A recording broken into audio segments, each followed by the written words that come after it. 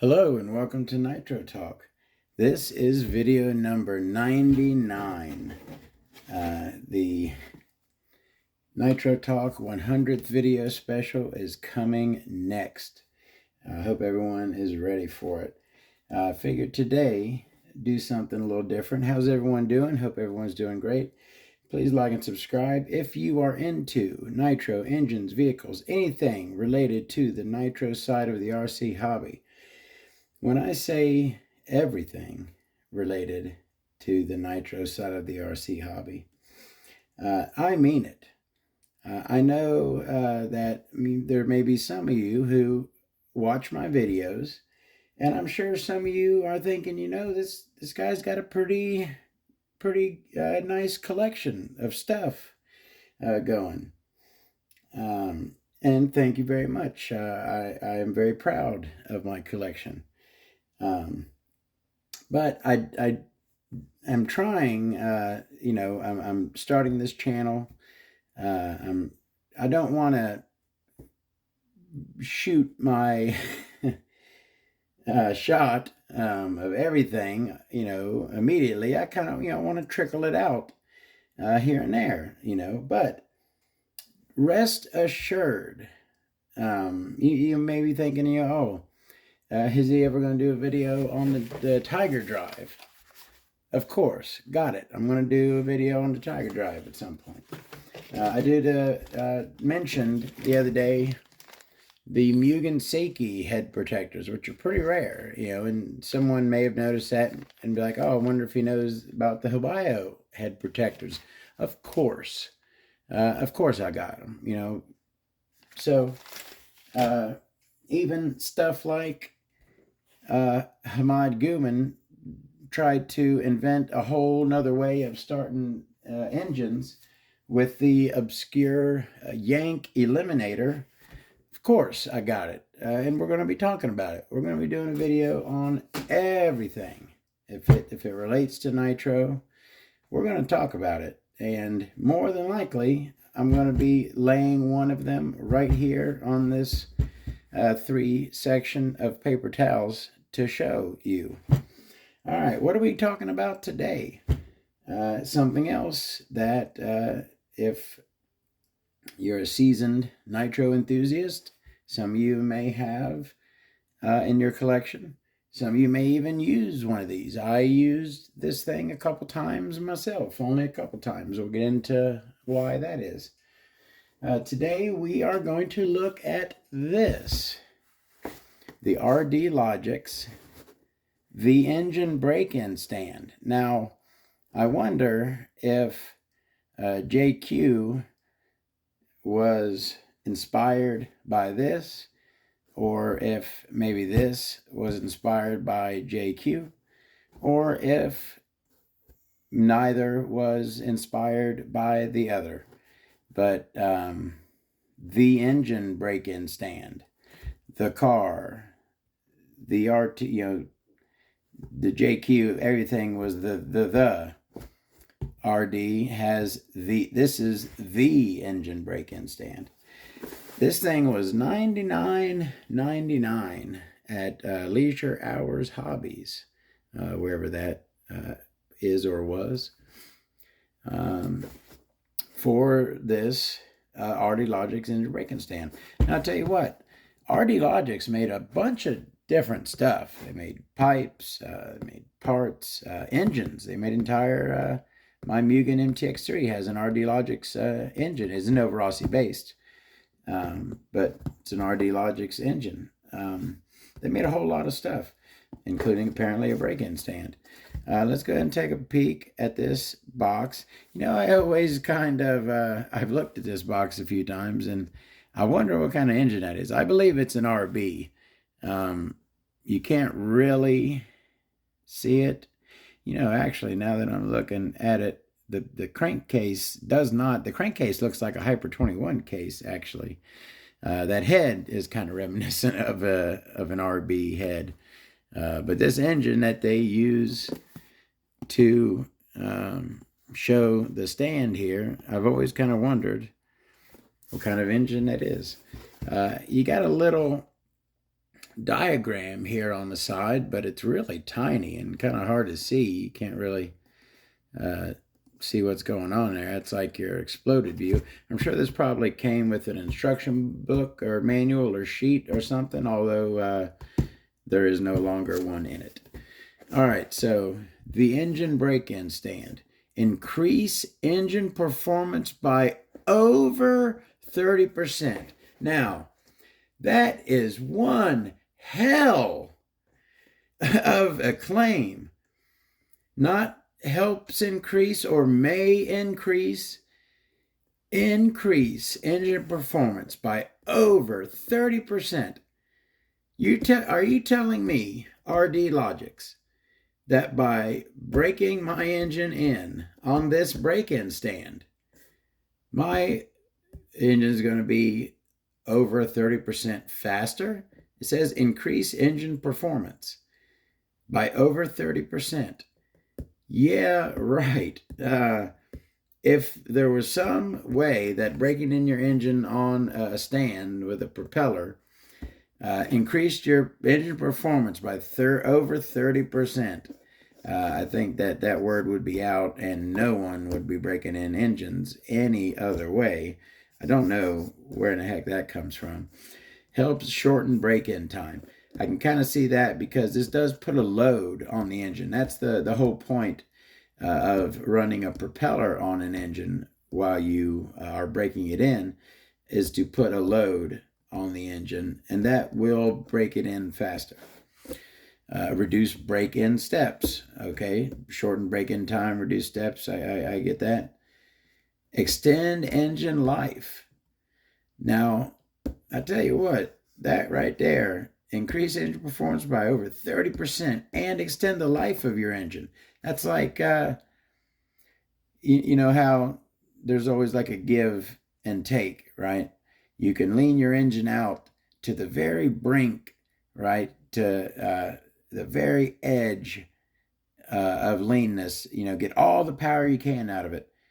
But that's going to shorten your engine life. You can run your engine a little bit richer, right? You may not get every little last drop of power out of it, but you get 90% of your power. Run it a little bit rich, and that extends your engine life, right? It's give or take. You get one or the other. You get the incredible power, a little bit less engine life, or you get more engine life, a little bit less power, right?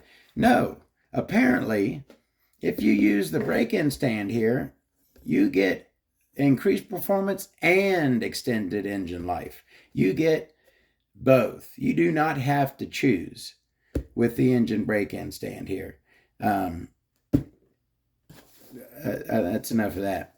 So let's go ahead and take a look at this miracle. Literally, I tell you what, those are literally miracle claims right there. This is a miracle device. All right, let's take a peek at it. Now I kind of got it pre-set up here. I figured this would be an easy way, and then we'll kind of break it down, or I'll tell you about my experiences with it. All right, so here we have the engine break-in stand mocked up like it would be. You know what? Let me adjust my camera so you get a better view. Get you up there a little bit. All right. All right. So the first problem that I had with it is it sucks to try to clamp. You almost have to have like the perfect table that's made to use this thing. You got to have it on a corner. What was the reason? Oh, because I guess you could run a hose off the pipe, but you got to have it hanging off the edge here, or else the pipe is going to shoot right down onto the table. I guess you could have it pointing out backwards. But anyways, there was another. What was the other reason you got to have it on a corner? It's hard to get at. Oh, that's the reason. Because the best grip you can get is from the side, right, onto this thing. And since you don't have a table that's this exact size, you can get one good grip right on the side of it, right, clamping like that. But then this one over here, because your table keeps going, you kind of got to come at it at an angle and bite on it. You know what I mean? Come at it at this angle here because you got your table right there. Like I said, I did manage to get this thing clamped in, and I did use this, I think, a couple times. But that was the first problem I had, is getting it C-clamped to the table good and solid to where you can actually use it. So once you get it clamped to the table, let's go ahead and take a look at how everything's set up here. So, and I kind of just have the engine sitting on here. I don't have it mounted in place. So your mounts adjust in and out for small block, big block engine. You can adjust for the width of the engine. But the problem I had, the first problem that I had with it was that the engine I was wanting to break in, the flywheel sits over there. Yeah, well, this one's sitting up because, so you see those, I put bearings, little risers in there. This engine looks like it would clear and it would sit fine without them. But an engine that I was using, it would not sit with the mounts sitting flush straight down on the plate. The engine would not sit all the way down. The mounts weren't high enough. So it looks like, I believe I put some bearings in there in between the mounts and the bolts through the bearings to rise it up a little bit. Now, when I did that so that my engine would mount on there, I then had to cut the top off of the guard, because as you can see now, it doesn't sit squarely in there. It's sitting high. So the propeller was hitting the top of the guard, so I had to remove the top of the guard. All right, so now you probably, like I said, this engine here that's in it would looks like it will sit fine with the mounts in the position that they are supposed to be. I only did this, raise it up, and had to cut this off because the engine I wanted to use for this would not fit and needed to sit higher. So you're not going to have to do normally. I mean, maybe you'll get an engine that doesn't fit as well, but this stuff was, and I saved this piece so I could put it back on. To put it, I just never got around to reattaching it, but I could reattach that back on there, no problem. I saved it.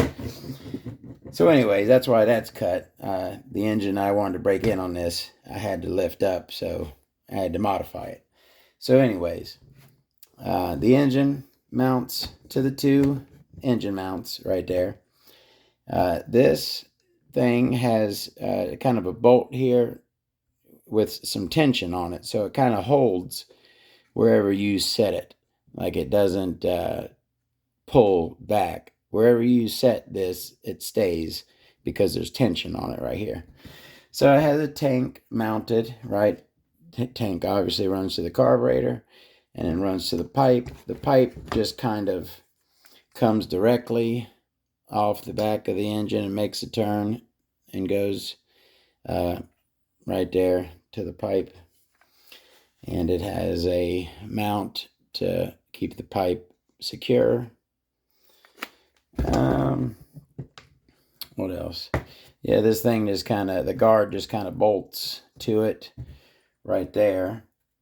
And that's the other thing. It kind of has to sit off the table because of the guard.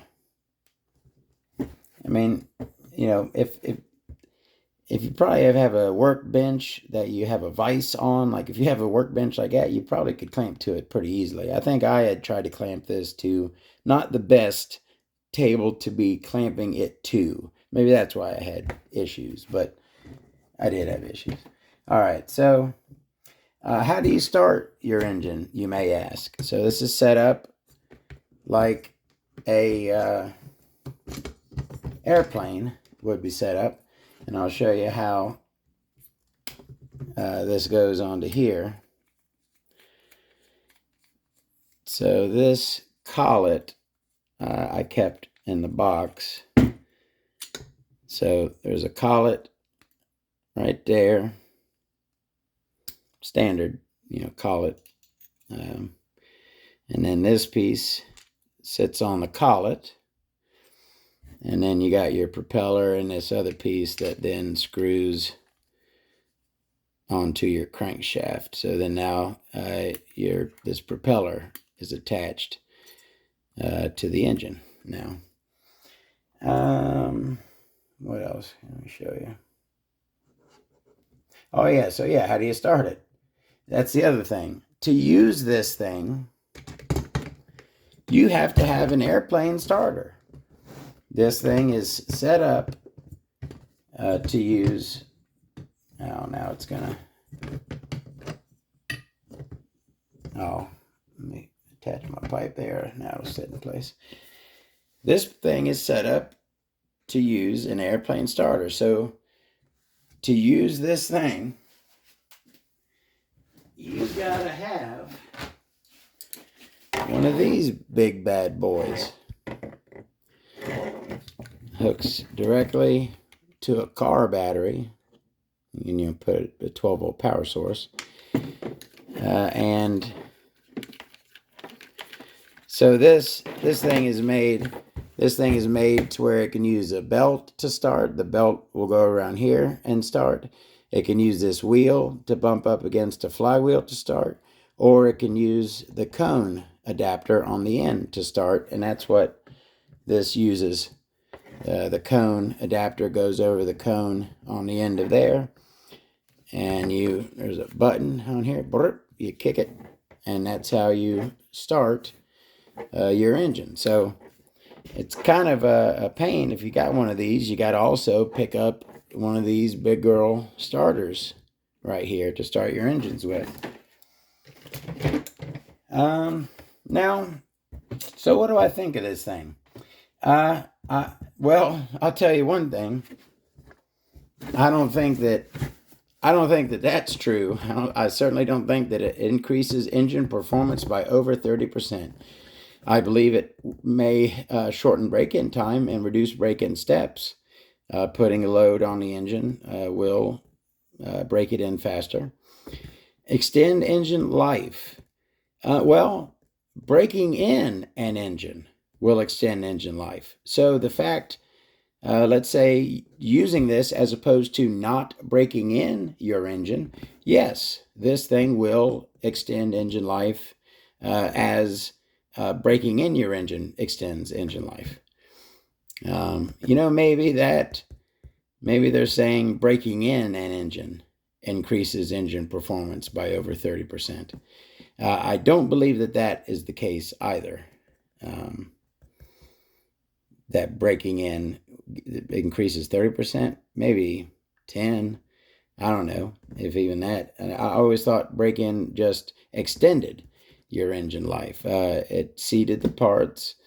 Made your engine last longer and run better. Better. Okay, a little better performance. Not 30% though. All right. We got a good look at this thing. I mean, it's a nice chunk of aluminum. Is really the main part here. Is this nice slab of aluminum. You got your throttle adjuster there, tank and pipe. It's an all-inclusive set.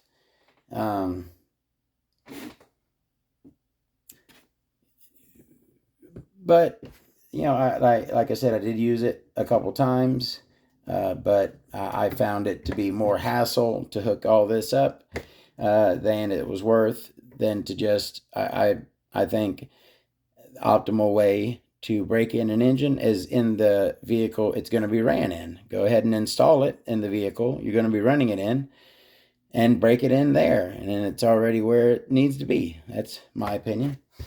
So we got to look at this RD Logix engine break-in, the engine break-in stand, which is a useful, it does do a job. I think, though, personally, it's just a little more hassle than it's worth. I don't think it gives you a 30% increase in anything. Thank you very much for watching. And yes, the 100th video special is coming up next. We will see you there. Have a good one.